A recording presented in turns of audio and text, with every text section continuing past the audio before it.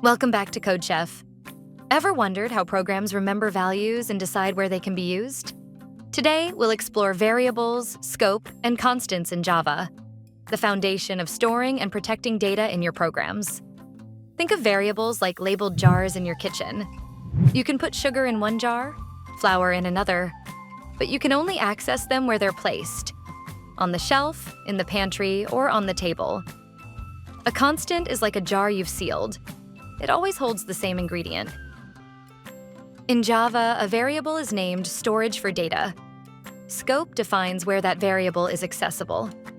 And a constant declared with the final keyword can't be changed once assigned. Scope prevents mistakes. A variable inside a block exists only there. Try using it outside and your program throws an error. This keeps code safe and organized. Here's a simple example. We declare a variable age and assign it the value 21.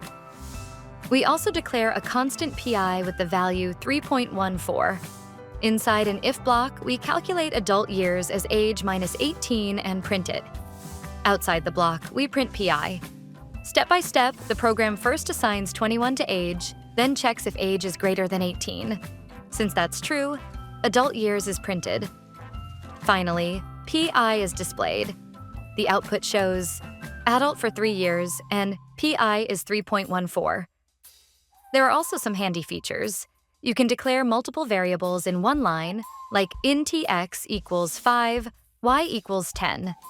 And you can use constants in calculations, such as final int days equals 7, and then calculate total as days times 2, which gives 14. These features make your code cleaner and less error-prone. Now it's your turn. Try the beginner-friendly CodeChef problem. Calculate age and constants. Write a program that calculates your age in months using a variable and prints a constant value like pi.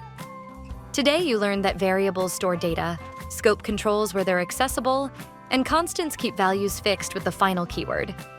Keep practicing and applying these basics. Code, debug, repeat. Build mastery with CodeChef.